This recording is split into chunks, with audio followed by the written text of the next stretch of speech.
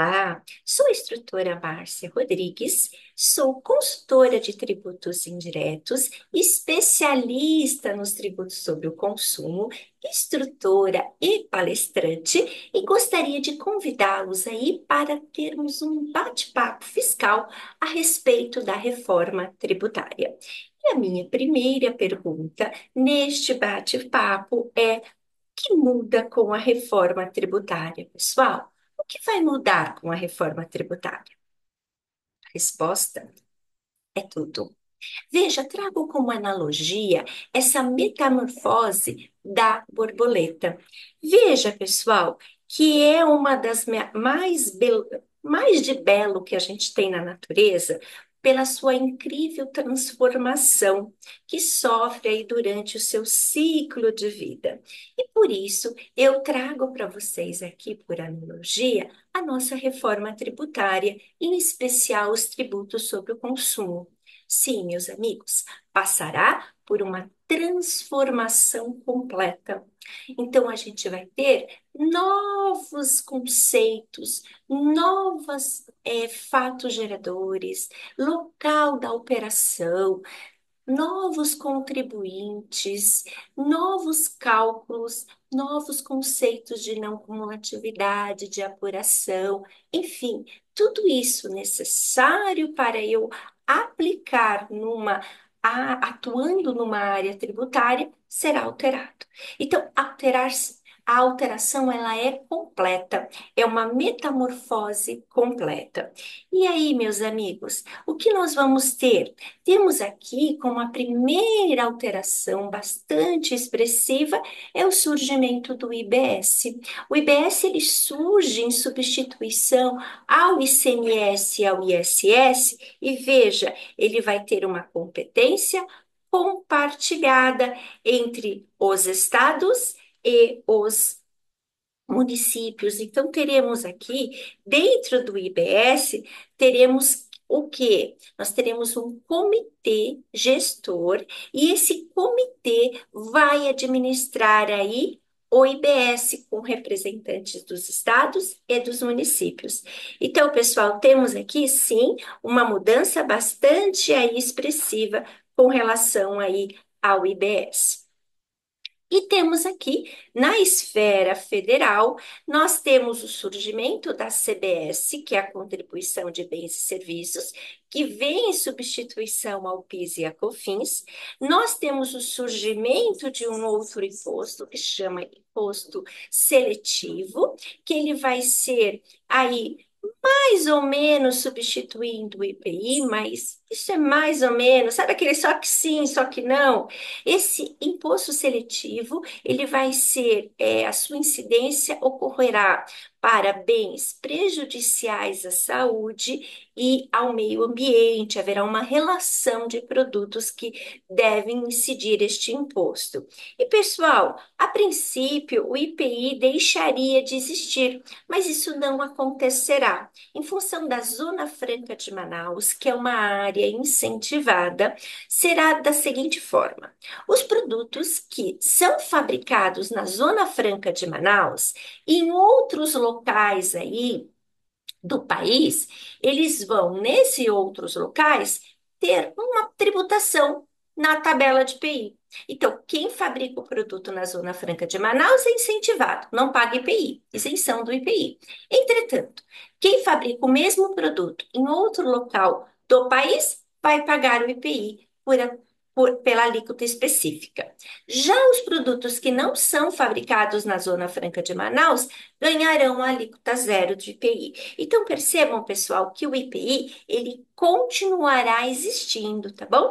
Então, o IPI, ele continua existindo, porém, a maioria dos produtos, conforme aí dados da Receita Federal, mais de 95% dos produtos terá alíquota zero, exceto os produtos que são fabricados na Zona Franca de Manaus e são fabricados em outras partes do país. Então, nesse local, né, vai ter uma lista para discriminar quais são os produtos.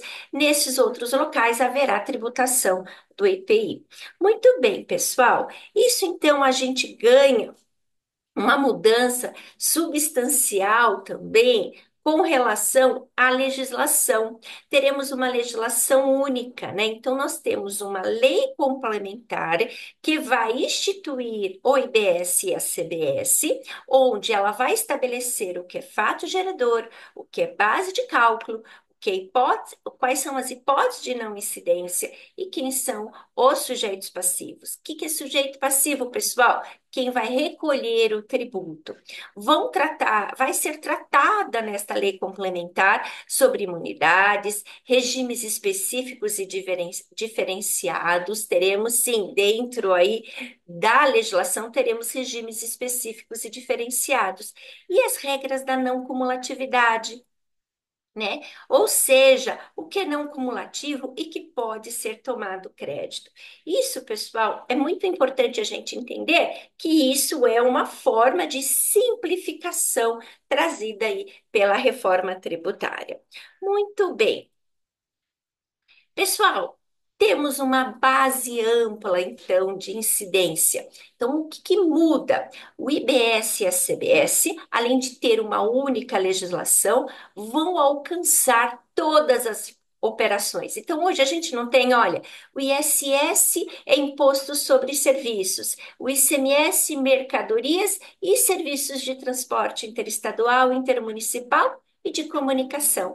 Veja, tudo isso vai estar no IBS, mas, olha, bens materiais, imateriais, direitos ou serviços.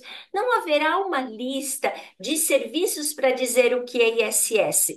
Nós não vamos ter mais problemas de conflito de competência. Por quê? Porque está tudo aqui. Alcançarão todas as operações. Então, inclusive com bens como direitos ou serviços. Sobre negócios jurídicos, alienação, troca, permuta, locação, cessão, disponibilização, licenciamento, arrendamento mercantil e prestação de serviço. Sim, pessoal, então nós temos uma base ampla de incidência aí para o IBS e a CBS. O fato gerador, então o fato gerador será a produção, comercialização e importação. Sim, pessoal, a importação de bens e serviços também haverá aí a incidência dos IBS e da CBS.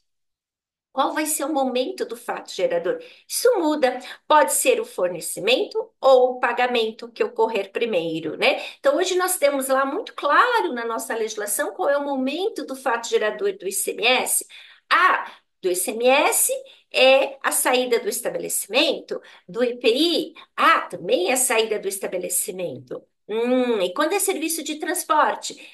Sujeito ao ICMS, no início do serviço de transporte. E quando é ISS? Na prestação de serviço. Veja, pessoal, e quando é e quando é PIS e COFINS? É no faturamento. Veja que aqui muda. Fornecimento do pagamento. Totalmente diferente isso, né? O que ocorrer primeiro. Muito bem. A tributação muda, né? Então, hoje a gente sabe que o fato gerador do ICMS ocorre na saída do estabelecimento e é esse local onde está constituído o estabelecimento que recebe o imposto. Então, a gente diz que o ICMS ele fica com a origem, muda, é destino, né? Então, hoje também, aqueles problemas que eu tenho do ISS, para qual município recolher, veja, eles vão ser destinados ao ente onde estão localizados os consumidores dos bens ou dos serviços. Então, nós não teremos mais esse problema de conflitos de qual local recolher, ou seja, guerra fiscal, constituição de um estabelecimento em outros locais para ter benefícios fiscais diferenciados? Não, porque aqui já está claro que o tributo ele vai para o destino. Muito bem, pessoal. Aquele, então, sujeito passivo, veja que na lei, né, na emenda constitucional que mudou a Constituição Federal, fala que aquele que concorre para a realização, a execução ou o pagamento da operação. Então, esse é o sujeito passivo, né? Aquele que vai ser responsável pelo recolhimento.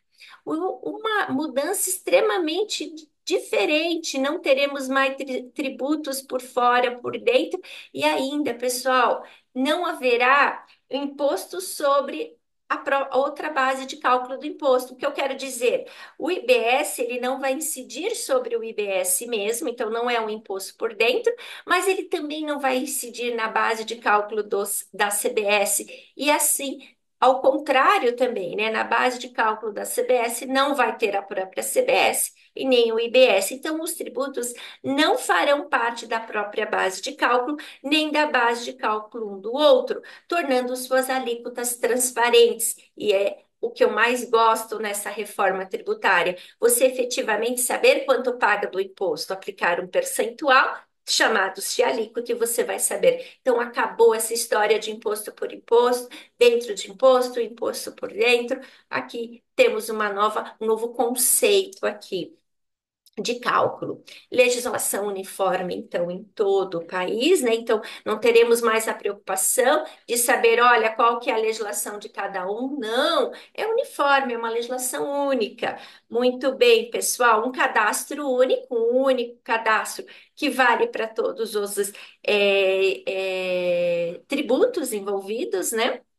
Aqui, um documento eletrônico obrigatório, então vai ser tudo controlado eletronicamente, né? Então, nós temos aqui o upgrade, eu costumando dizer, o upgrade do SPED, né? Então, nós teremos aí tudo feito eletronicamente. Nós temos, então, uma não cumulatividade plena. Então, isso a gente vai ver que é um grande benefício. Então, eu vou poder tomar crédito das minhas aquisições, tá? Então, montante cobrado em todas as operações envolvendo bens e serviços que concorram para a atividade econômica poderá ser utilizado para compensar, né? É a compensação, é a não cumulatividade de verdade, né? Então, eu acabo com aquele conceito lá, olha, não pode tomar crédito porque não tem contato físico com o produto, não se desgasta integralmente, isso acaba aqui. Então, você pode tomar crédito, tudo que está ligado aí com a atividade econômica da empresa. Muito bem. Vai ter uma implementação de uma forma de pagamento, uma expressão americana trazida para a legislação, né? Brasileiro gosta disso, que se chama split payment. O split payment é algo que vocês vão ouvir muito daqui por diante, tá? Trazendo uma definição muito simples, mas eu quero explorar este tema com vocês. O split payment seria o seguinte: no momento que o cliente for pagar a fatura, então ele compra, vamos imaginar lá, produto para revenda, certo? Na hora que ele comprou isso, ele vai fazer um pagamento. E neste momento, vamos imaginar que custou R$ 120, certo? 100 valor do produto, 20 valor dos tributos. Então, o que que ele vai fazer? R$ 100 vai para a conta do fornecedor e 20 vai para a conta do governo, né? Então, veja que nós temos aqui uma separação, né? Split payment, traduzindo aí ao pé da letra, é quando você faz um compartilhamento, quando você faz um desdobramento, né? Então, aquele valor que tem o tributo, o próprio tributo já vai para a conta do governo e o fornecedor vai receber o valor sem o tributo. Seria assim uma espécie aí de separação do pagamento. Nós vamos explorar bastante esse split payment e vocês precisam se acostumar com eles. Aí, muita gente não gosta, fala muito mal, mas pessoal, e duvidam que irá acontecer? Eu não duvido.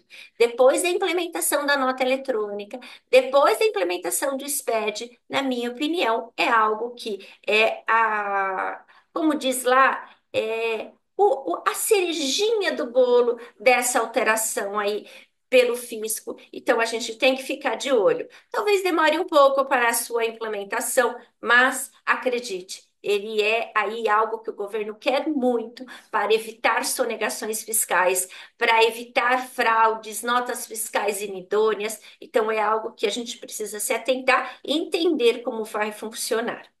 Pessoal, a apuração continua sendo mensal dos tributos e haverá um cashback para as famílias de baixa renda, então há uma devolução dos valores para as famílias de baixa renda e haverá aí também cesta básica nacional com alíquotas reduzidas, então terão produtos, né? Discute o que compõe essa cesta básica com alíquotas reduzidas.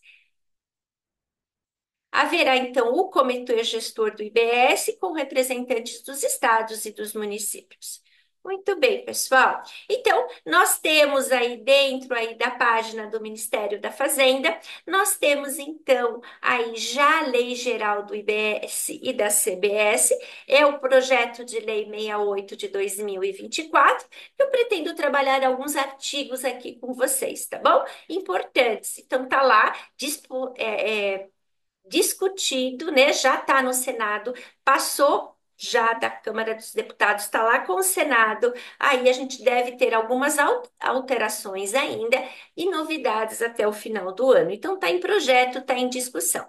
Outro projeto de lei importante é o projeto de lei 108 de 2024. Este projeto ele traz aí o que é o Comitê Gestor do IBS, né? Então a criação desse comitê está lá disposto no projeto de lei, aí vale a pena a gente dar uma olhadinha aí. Muito bem, meus amigos. O que que nós temos aí, então, quando a gente fala do projeto de lei, né? Quando você abre o projeto de lei, vejam que interessante a gente vê aqui aquela disposição de legislação única, né? Então, uma lei complementar trazendo a instituição do IBS e da CBS. Então, ficam instituídos aí o IBS e a CBS já no seu artigo primeiro, né? Veja. Aqui ele está deixando claro que o projeto de lei obedece à emenda constitucional, criando a legislação única. Isso é uma mudança bastante expressiva. Pessoal,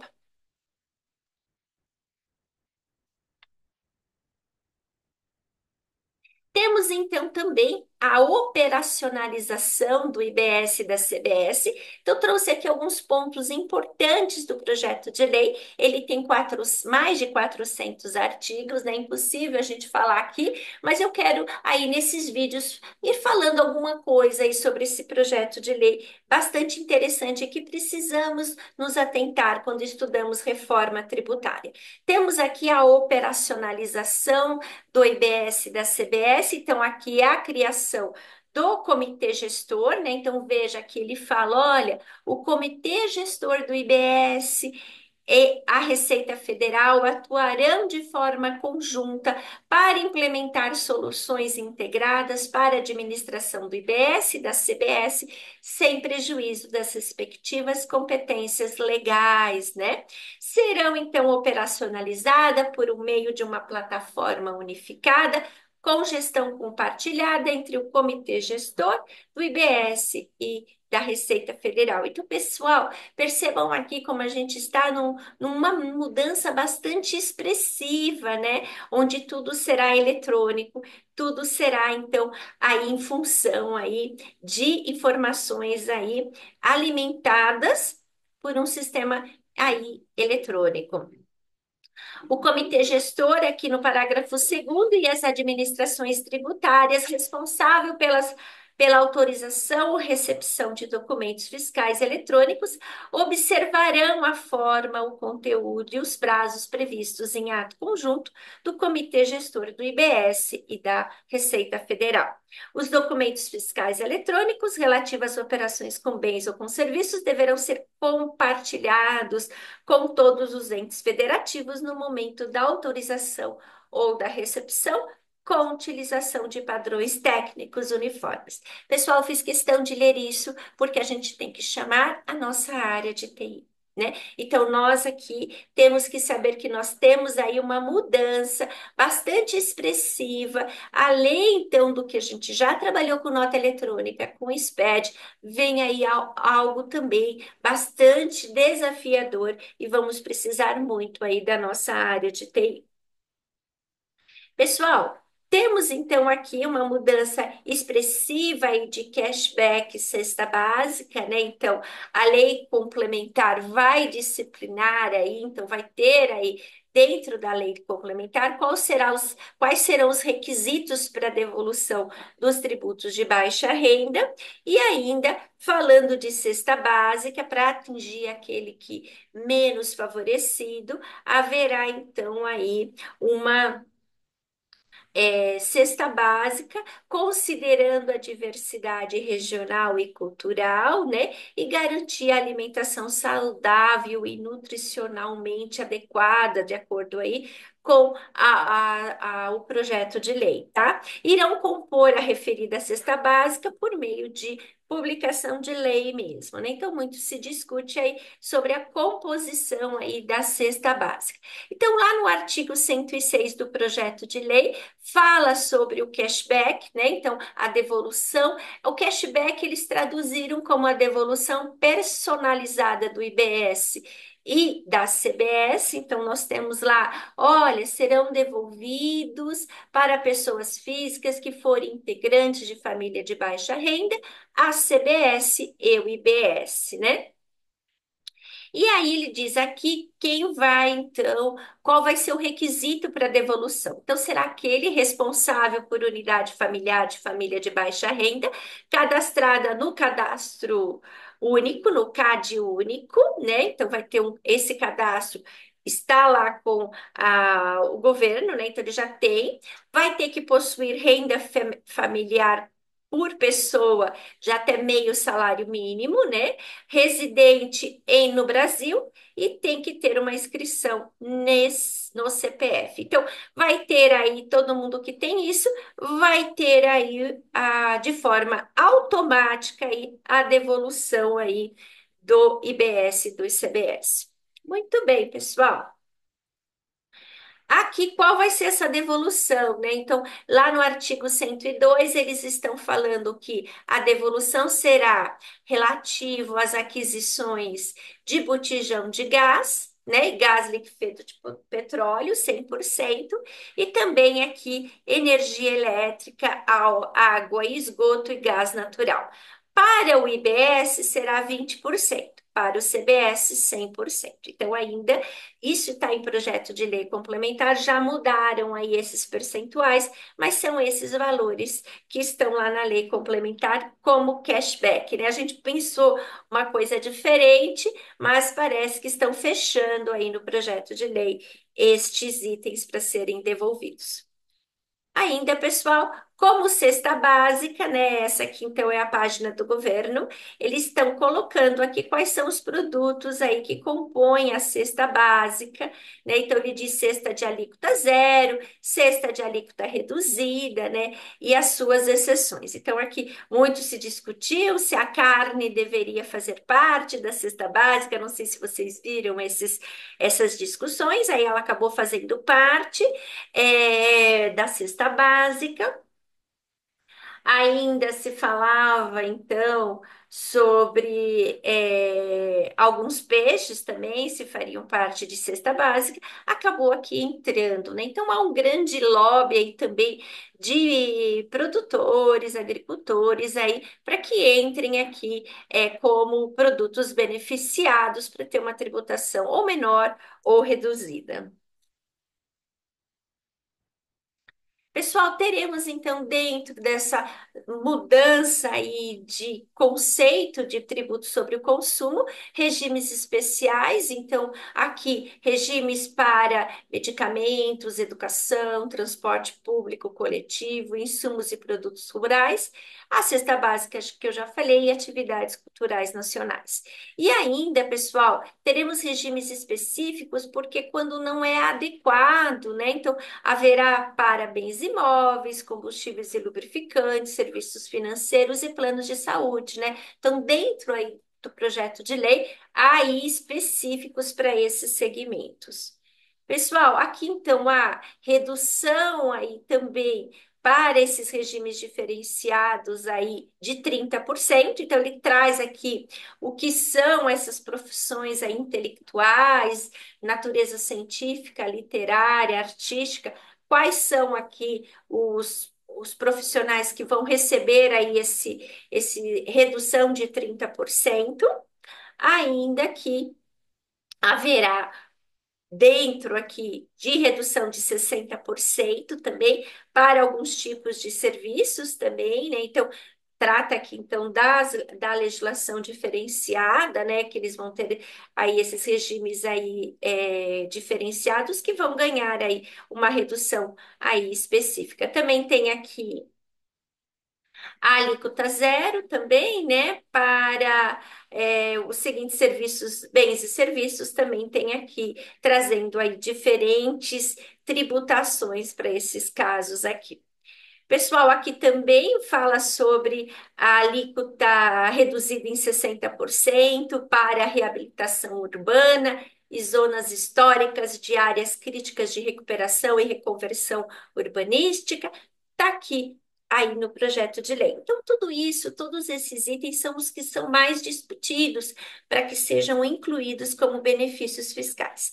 Pessoal, eu só queria dizer para vocês, para a gente pensar o seguinte.